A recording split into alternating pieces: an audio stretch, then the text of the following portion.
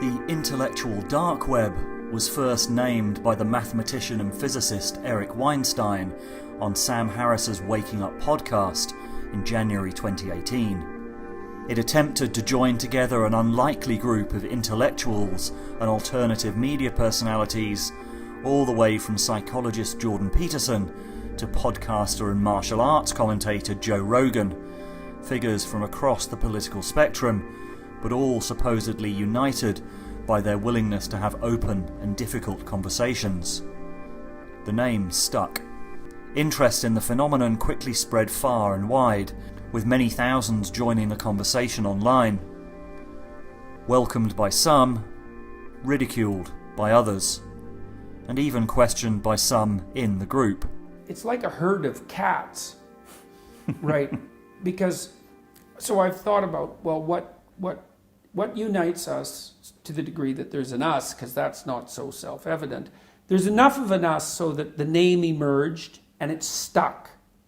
So there's something in common, because otherwise the name wouldn't have stuck, right? You can't name nothing. It doesn't work. So what is the intellectual dark web? People in the group tend to reject orthodoxy, tend to reject ideology, tend to be interested in first principles thinking, meaning that if you don't take something on faith. It's a very smart concept to try to corral a very difficult group of very disparate people into one orbit.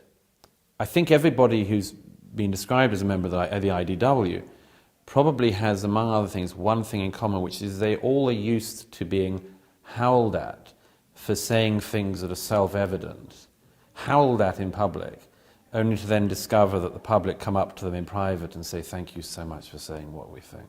I would say it is actually the manifestation of the process of thinking that's more important than the conclusions that are generated. You need a group of people who are willing to say, hey, you made a better point, I've changed my mind, and I've learned something that I didn't think about. And that kind of integrity in a conversation is what characterizes a lot of the internal IDW discussion to me. It's that people agree not on their positions, they may not even agree as to what the facts are, but they usually agree as to what constitutes a conversation. The intellectual dark web seemed like something Eric Weinstein came up with on the spur of the moment, but it wasn't. It had been years in the making. Part of me wants to work quietly, and part of me realizes that we have to work in some public-facing capacity. And I personally have found it much more comfortable to have a private life, to not have everything that I'm thinking broadcast to a large audience. But I think we've run out of time, and so I think some of us are somewhat reluctantly choosing to make a different call now. I think that with the current administration in the White House, you're seeing a real discontinuity with the past, and it wasn't the discontinuity that I was hoping for. We had to break with the past, and I think that the way in which we are now breaking with the past is so destructive. Nobody knows what to believe, nobody quite knows what's true, nobody knows where to turn. This is not a tenable situation, and so either we're going to descend into some kind of permanent chaos, or there's going to have to be something that we reboot from, and that thing cannot be simply left or simply right, and that's one of the reasons that the IDW is hopeful to me. This is the origin story of the IDW. What started off this path that I find myself on is that I was curious about certain things. I was curious about the world, and I wanted to ask a bunch of questions about, well, really pretty much everything. And I find that if you keep asking why questions, you eventually either A, get tired, or B, become a theoretical physicist or mathematician. And so many of the deepest questions led to a kind of disciplined way of thinking about the world, where we see all of the complexity in the world around us as being built up from very simple and beautiful patterns. And I think it was my desire to contribute to that story, in particular with theoretical physics, that began my path. But at the time that I really emerged as an adult, theoretical physics was in a great deal of difficulty and trouble. And I think as I came to understand that there was a big story that was going to affect everything that I cared about. It was going to affect the markets, it was going to affect our families, our sense of ourself, our security. And that story is the story of what happens when humans get addicted to high levels of broadly distributed, stable, technology-led growth, and then are denied the ability to continue on that path. That means that you're set up potentially for war, for civil unrest, for communism if people try to grab what their neighbor has, or fascism if people try to maintain order at all costs. I define this thing called an ego, or an embedded growth obligation. And an embedded growth obligation is how fast a structure has to grow in order to maintain its honest positions. So if you have a situation in which you have trial lawyers and they're supported by various associates, and the associates all want to become partners and trial lawyers themselves, then what you have is you have a situation where the law firm has to grow at a very fast clip if all those people are going to be satisfied with their job decisions. Well, very quickly that ability to grow runs out. And then people want to know, why am I stuck in a position going nowhere? Well, the same thing was happening in theoretical physics. It was happening in mathematics. It was happening in the pension funds. It was happening absolutely everywhere except for a small number of places like startups and hedge funds, which for a period of time were able to buck that trend.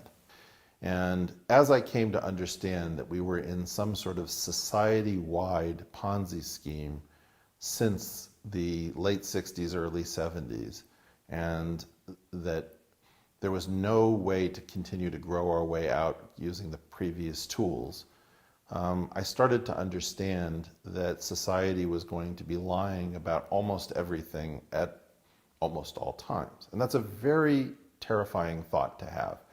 We have effectively entered a period in which we cannot trust our experts. And I think that what began as a desire to contribute and to do real work ended with an understanding that we've got 2 generations of institutional experts that are corrupted, and that we cannot wake up from this crazy fever dream that we're all in because we can't figure out who we can still trust. The doctors are compromised, the professors are compromised, the journalists are compromised, the politicians are compromised.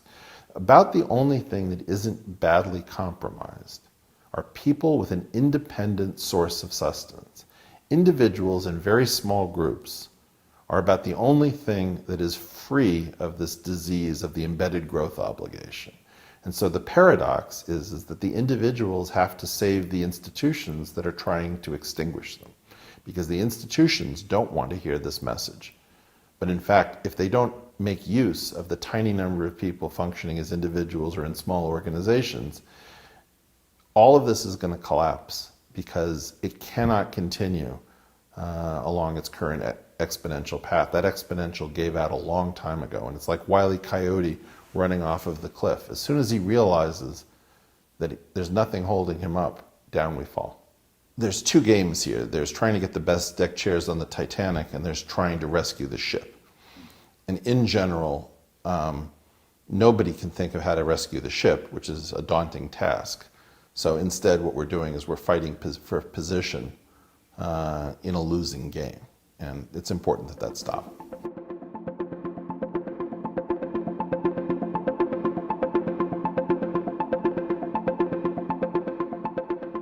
You've talked about this phrase, the war on excellence. Mm-hmm. That sounds like a very counterintuitive or a very odd thing to be declaring war on.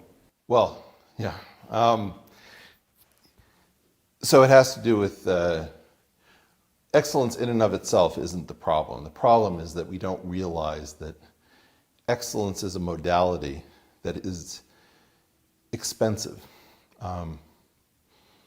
When we pursue excellence, we usually pursue some activity that has very low variance. An excellent sprinter is going to be somebody whose times are usually very tight around their personal best. Well, those low variance behaviors are at the cost of high variance behaviors. And most of what I think actually ends up moving the dial in human history is high variance human activity. So what is it that allows somebody who's as unreliable as Jim Watson of double helix fame to repeatedly deliver outstanding discoveries? So you have a guy who you can't take to any party, and on the other hand, a giant chunk of modern molecular biology is due to him, and cellular biology. So you have very high variance individuals who are maddening, they're difficult, they're unpleasant, they're time consuming, but they're able to play the far right tail of the distribution and bring us unbelievable wonders. So a famous example for me is Bill Shockley, who was a eugenicist and kind of a bit of a nutcase with respect to certain ideas to many. On the other hand, you know, he was one of the prime reasons that we got the semiconductor and built an industry around it. And if you think about all of the things that are done with transistors, you know, a lot of them go back to Bill Shockley. Okay, well, are we willing to give up our semiconductors in order to protest Shockley's excesses in the field of eugenics? I, in general, am not. I'm willing to tolerate a lot of eccentricity and difficult behavior and unpleasant people. And I think it's absolutely imperative that we realize that as a society, we are standing on the shoulders not only of giants, but of jerks, of unseemly people, very marginal individuals who have nevertheless contributed much of the genius that undergirds our modern productive society. And I think it's absolutely appalling that we don't even know our own history to know this uncomfortable relationship and how important it is to allow in high variance individuals into a world which now attempts to shut them out by claiming that we need excellence at all costs and highly agreeable people with very small variance. This is a one-way ticket to irrelevancy. Nature provides a lot of very difficult people who are very disagreeable with very high variances, particularly the learning disabled community has very high variances. And I believe that they're not eliminated from the gene pool for a reason. I believe that they're there to be the innovators. And so we're killing our own innovative class with all of these extra requirements for collegiality or diversity or some kind of regularity. Because often everybody on the team has one idea, and the idea that you need is the one guy who won't go along. So how do we get people who are, if you know the Asch conformity experiment, Asch negative, that is, that they don't go along with what everybody's pretending to claim as their own perspective. On each card there are several lines. Your task is a very simple one. You're to look at the line on the left and determine which of the three lines on the right is equal to it in length. 2. 2. 2. 2. The subject denies the evidence of his own eyes and yields to group influence. We also want people who are Milgram negative. If you know the Milgram experiment of Stanley Milgram. If you make an error, however, you'll be punished with an electric shock. So, of course, it is to your advantage that you learn all these word pairs as quickly as possible. You want people who, when asked to push the buzzer to administer an electric shock, tell the experimenter to buzz off, rather than the people who go along with it when they're assured that they will not be held personally responsible. So in part, you have to recognize that heroic behavior comes from a group of people who, in general, are viewed as somewhat unsavory by the mainstream, and that's fine. What makes you so certain that those kind of individuals are not part of the establishment at the moment? Well, first of all, even where they are part of the establishment at the moment, they talk to us in hushed tones, like, oh, you don't know how bad it's gotten. I can't say that anymore. 15 years ago I could say that. Now I could lose my job. Like, you're actually, those people are still there, but they're not free to think. And the penalty for like a single misstep I mean, even imagine that you have a bad thought, you say a bad thing. Was that the end of your career? We're going to dispose of high ability people because they told an off-color joke in the wrong setting? Like, that's insane. I don't know how to say it. Like, you could have somebody who might be on the verge of a cure for cancer, and if they told some joke that offended somebody's gender sensibilities, that person could be out of a job. Well, that's insane. I mean, it's very important to understand that level of intolerance, of fragility, has to be driven out of the institutions that require these high agency individuals. And is your sense that that process of excellence keeping out genius is actually a civilizational threat, or is partly to do with the situation that we find ourselves in? Yeah, I mean, let's just talk about disagreeability as a trait. Right now, we have all sorts of things that need people to say no to them and to point the way towards something else. No, we should not be pushing for citizenship for everyone in the country who's here illegally. No, we should not be allowing the claim that Islam is the religion of peace and therefore the least close to any kind of violent act. Obviously, they've got a problem and they need our help and we need their help. We need to be talking about these things. Obviously, trade is extremely redistributive, and to claim that it makes a rising tide which raises all boats is malpractice for an economist to mouth those words. We need to clean house for people who are lying, obviously lying, about very simple things. And the only people who are likely to be the people who are going to say that are going to be people with their own theories. They're going to be people who are highly disagreeable, highly creative, and somewhat self-destructive. We want those people rather than we have excellent people, and that's our problem. It's a plague. And it's not that excellence is bad, it's that we have way too many excellent people in proportion to the number of geniuses and heroes in the population.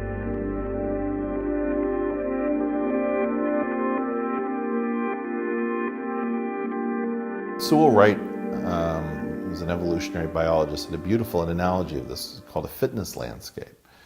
And his perspective was when you're doing things mostly right, you can figure out how to do them a little bit better by figuring out what gets you a slightly better outcome with small variations. And so this was analogized to climbing a little hill of fitness. But if you imagine that fundamentally you're pretty close to the top, and the really high fitness peak is across a valley that you have to go down to go up, what does that feel like in terms of an innovator? How does an innovator experience it? Well,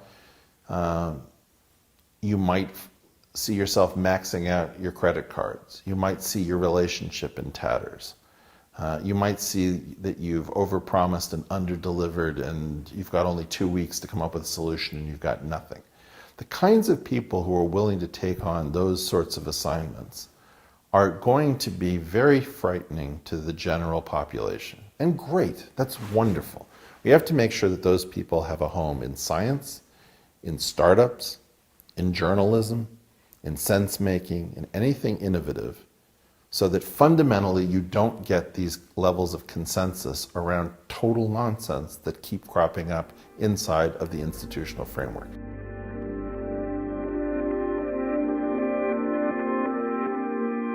I think what they do is they construct very durable narratives about people who refuse to go along. So in general, when I hear the word consensus, my initial hit on the word consensus is negative. Why is that? It's because if everybody agrees that something is true, like 2 + 3 = 5, you don't need a consensus. Nobody talks about the arithmetic consensus. Everybody who doesn't subscribe to the arithmetic consensus goes nowhere. They can't build a house. They can't handle money. Okay, so there's no need to call it the arithmetic consensus. On the other hand, if things are actually open-ended, very rare for people to all bunch together around one set of tentative ideas. So what you find is that in general, you would expect a cacophony of people, each with their own pet ideas when things are genuinely uncertain, or you would find everybody falling in line when more or less it's clear that, that the world goes one particular way. So in general, I think what's going on with a consensus is that a consensus is usually achieved through some sort of incentivizing people, as the mobs, the violent mobs in Mexico say, plato o plomo. Do you want silver or do you want lead? So you're given a certain amount of encouragement to come to a particular perspective, maybe in terms of grant money or speaking opportunities, and you're given a disincentive, which is this is what's going to happen to your career if you don't fall in line. And so using a plato o plomo model, you suddenly get a lot of people pretending that they all agree to some kind of consensus position. Consensus thinking almost destroyed the financial system in 2008. Eric had been warning about the danger of mortgage-backed securities since 2002. I got very involved in economics, tried to bring some of the discipline that came from theoretical physics and differential geometry into neoclassical economic theory. We were some of the first people to become alarmed about the role of mortgage-backed securities and their ability to potentially blow up the world economic system. By 2008, it had become clear to everyone that we had built a massive society-wide fiction, which the Mandarins had called the Great Moderation. And this is one of the things that gives me confidence that when large numbers of well-credentialed and well-spoken experts sitting in the most powerful positions in your society all agree on something, you should not be intimidated or cowed, because what's quite possible is that groupthink has taken over the entire system.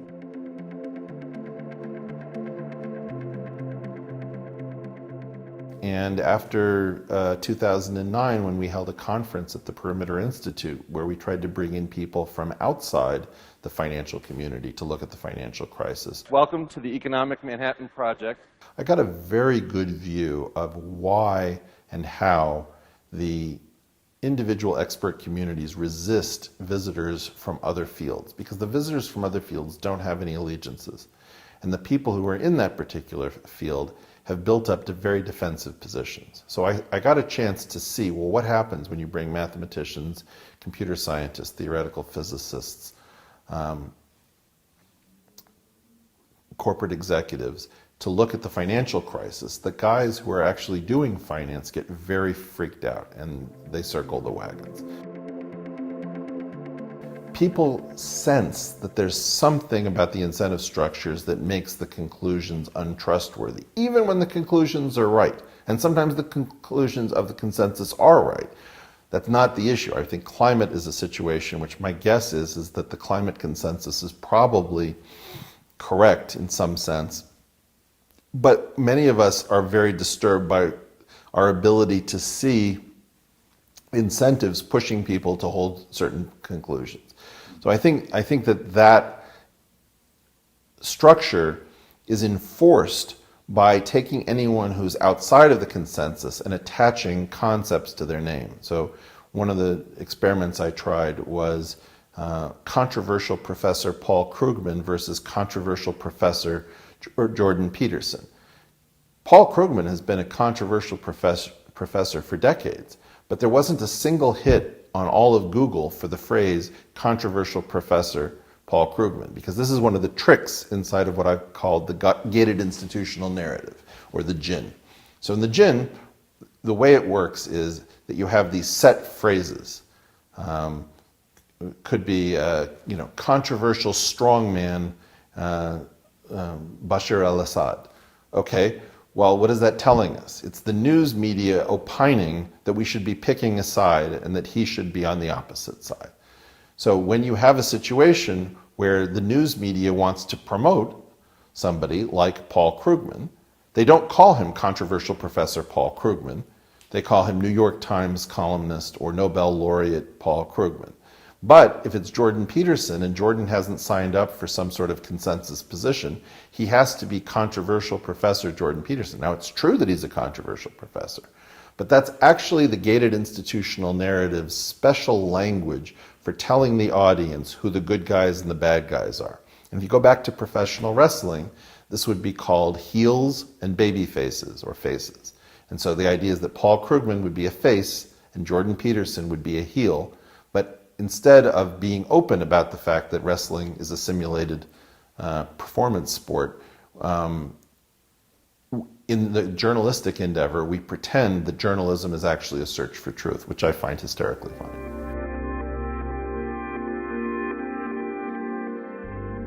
And you've described this as kayfabe in the past. So Right. Can you explain what that is to people who've maybe not heard that term? Sure. I think one of the problems is that we don't have good language for dealing with multi-layered deception. And the two places that I thought had pretty good language were the intelligence community and professional wrestling. So professional wrestling was the easier, it's hard to get spooks to give up their secrets. So what I did is I started to look into professional wrestling and what are all of the terms that they have to maintain to keep track what the actual storylines are, what the simulated storyline. Sometimes you have a simulated storyline that apparently breaks into actual reality, or like you're breaking the fourth wall, but it's actually a controlled structure where you're still in a fake story. So they call things that are fake works, and they call things that are real shoots. So a worked shoot is actually something that is set inside of a fake storyline, is apparently real and breaks the fourth wall, but is in fact fake. So you're talking about tertiary and eventually quaternary levels of deception. I don't think the human mind can do much more than 4 layers of lying.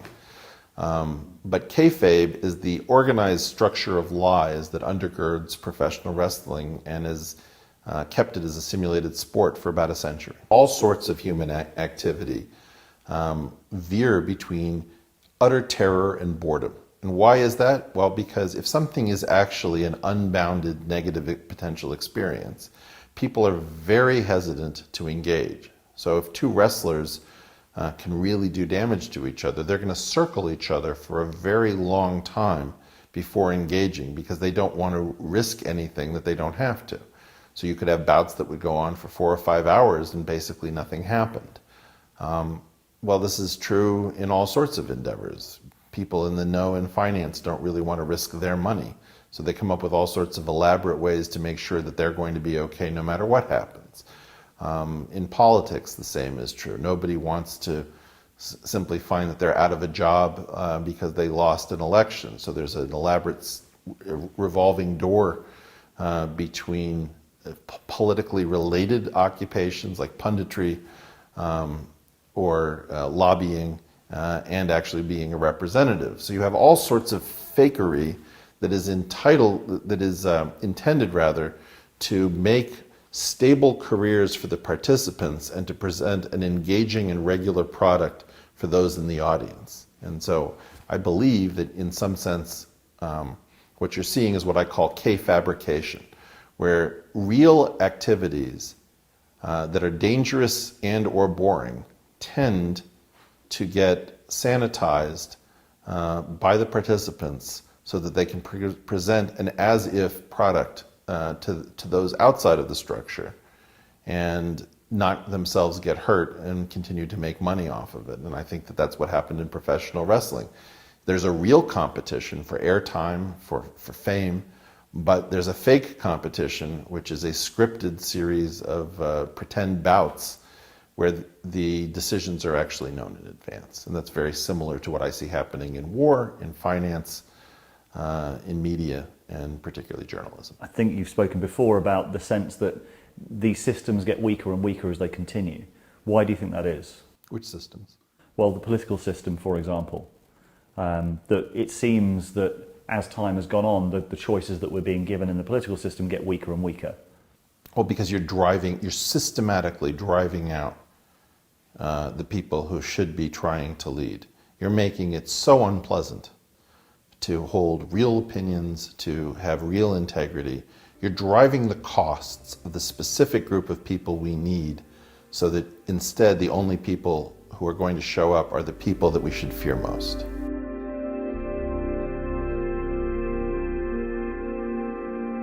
There was the New York Times article that came out and kind of named the IDW. Is there a kind of paradox in that it's no longer dark? Well, it was never dark, and that was a large part of the joke. We have only been dark to one thing, and that thing is the institutional media and the main platforms, be they academic or governmental. So, if you will, I think that the mainstream media has pretended not to notice us, just as they've pretended to find everything we say either vapid or outrageous. But I think that, you know, what's really going on is that there's been a monopoly, effectively, on narrative held by the collection of major institutional voices. The true spectrum of thought is far broader than people have been led to believe. And I think that's where the IDW comes in, that it's not that we're just outside of the Overton window. Many of the points we're making really aren't found anywhere inside of mainstream media and established institutions, even though many of these things that we are talking about are simply commonplace observations. Did you have any doubts about that New York Times article? I mean, I had an infinite number of doubts about the New York Times article. Part of me wants to work quietly, and part of me realizes that we have to work in some public-facing capacity. And I personally have found it much more comfortable to have a private life, to not have everything that I'm thinking broadcast to a large audience. But I think we've run out of time, and so I think some of us are somewhat reluctantly choosing to make a different call now. So you're talking about a different way of thinking, people who have a different way of thinking. Is that what characterizes the members of the IDW? It's hard to say. I mean, I would say that everybody in the IDW is fairly disagreeable in the sense of the Big Five personality inventory. So can you hold a position when you're the only person in a room that believes that thing? Like if it's you versus 100 people. I would say almost everybody in the core of the IDW is capable of holding a position where everyone is against you. And I think that trait is extremely rare. Do you see the IDW as primarily a political project? No, I don't. I see it primarily as a precursor to anything decent. It's what has to succeed for us to have a political conversation. I don't think we're having a political conversation, either internationally or nationally. I think we have people who are talking about nonsense positions. We just went back to the immigration position. There are only two positions I'm convinced aren't political. One is open borders, which is never going to happen, and the other one is closed borders, which is never going to happen.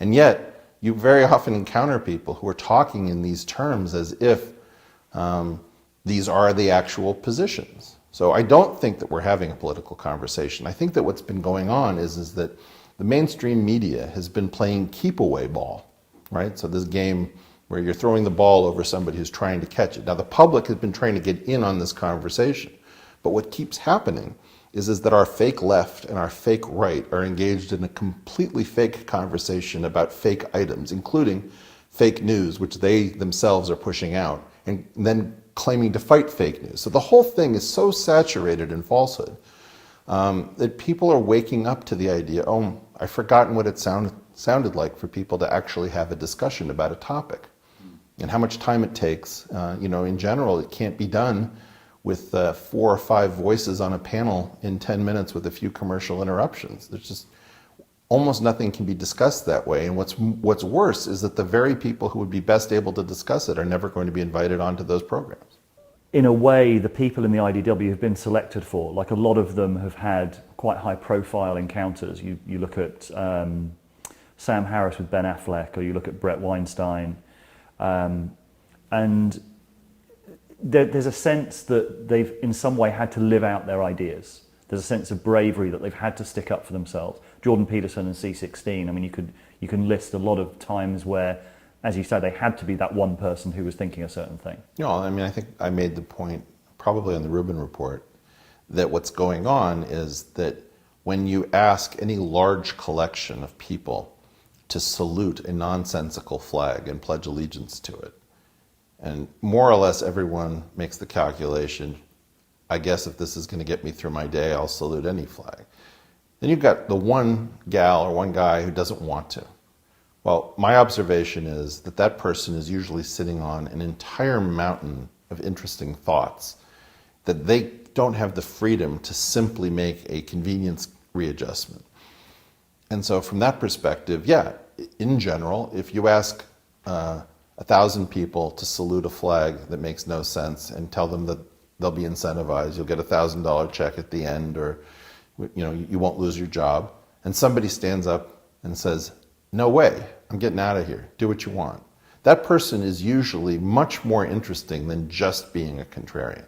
That person is usually saying no because they've got an entire worldview that is built by hand and bespoke. And so that's why this method of finding people has been relatively fruitful. It's people who don't back down, usually don't back down for a reason, because there's every reason just to go along.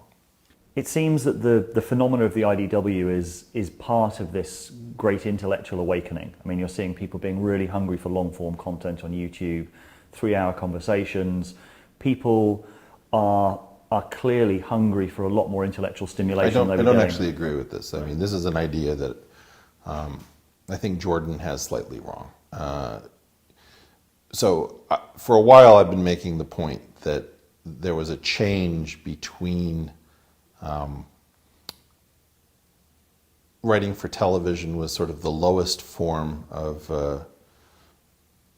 an art, and that writing for movies allowed for real character development, but that the multi-season, multi-episode shows with very long storylines actually has the greatest character development, and so the greatest writers are now writing for TV. The important thing to understand is that it's not just the advent of long-form podcasting. What it is having the courage to say something using that medium. You have long-form podcasts that aren't attracting almost anybody. And the only reason that the IDW is behaving in a different fashion is that it's marrying the content that brave people are starved for with the change in technology. And so in general, most things don't work in a 3-hour format. What works in a 3-hour format is when you're living through what I'm calling left Carthyism, where the modern left, which is my side of the aisle, has gone so completely insane that people are starved for normal conversation as if it was samizdat in the former Soviet Union. And so you have an underground network, if you will, that is supplying that need for reality. And the only reason we're underground is because the mainstream is pretending, for the most part, not to notice that this phenomenon is existing, which is fascinating. And you've described this as a civil war within the left. Could you explain what you mean by that? Sure. The left that I relate to is the left that realizes that the past cannot supply the answers and that we have to actually progress because we can't stay here. It is not the left that believes we can wish ourselves into a beautiful future by pretending that the world is different than it actually is. So I think that the key thing that is an agreement between these two groups is that we have to get to some sort of better place, and that is the progressive in progressivism. Where we are deeply divided, and again, these are the divisions that is much worse than between left and right. How these absolutely imbecilic figures believe that you can just wish yourself into paradise, that you don't have to worry about markets, that you can just say, free good things for everybody. Well, it just doesn't make a whit of sense. Or, you're going to wish human beings to be both simultaneously non-diverse so that you can argue that any difference in pro rata shares of a group in any occupation is evidence of oppression. And then you're going to turn around and argue that people are actually incredibly different because we're going to get a huge benefit from diversity. I mean, this is not even self-consistent. This is this would be offensive to an intelligent 5-year-old. So I don't really believe that these progressives, as they call themselves, and regressives, as some of us call them, are even making serious intellectual points. They're sort of trolling by pretending to believe in all things that just gum up the works. And so it's very important to me that not only do we not really spend time debating people who are not serious in their intellectualism, but that we realize that it is important to the diversity of mature and important ideas that we not spend undue effort engaging ideas that are functioning very differently from regular conversation. It is as if somebody asks, should we have a diverse dinner tonight? Well, we could invite somebody from this position, from that country, from this gender, and then should we invite a suicide bomber? Well, if you're a suicide bomber, that bit of diversity is going to take down the entire conversation, as well as all the people at the table, right? Well, these are like suicide bombers in terms of their ideas. They are attaching themselves to real conversations and blowing up the conversation so that you can't actually speak. And I think what we need to realize that the diversity of ideas that have to be explored hinges on not allowing in bad diversity. That is, you don't want a single person at the table who wants to scuttle the conversation. And that's not something that we've understood about the modern left. The modern left is very often focused on scuttling any realistic conversation so that it can continue to threaten and terrorize people into pretending to hold positions that no sane person could possibly hold. Why do you think it's become like this? Well, I think my wife probably has the best explanation, which is that when you're actually dependent on labor for your voter base, labor has economic issues. So this is the great search for something cheaper than labor. And identity turns out to be much cheaper than labor. If you can get somebody to vote for you where you're going to take their future, their security, and their retirement, but you're going to celebrate the fact, that they came from Laos, that's a bad deal. Nothing against the Laotians, but for God's sake, stand up for yourself as a worker before you stand up for yourself as somebody who needs to see Southeast Asia celebrated on the national stage. It's not that exciting. Demand more from your representatives. This is the great search for the cheapest possible constituency. And that's exactly why I think it's happening. I think it's because the traditional Democratic voter base was too expensive. They wanted real change. They wanted to participate economically. They wanted to participate at the level of power. And the donor base said, isn't there anything cheaper than labor? And I think they found something. And where do you hope that this IDW conversation will go in the future? Well, I hope it goes to the heart of everything that is denying our ability to use our eyes and our ears and our minds as decent people.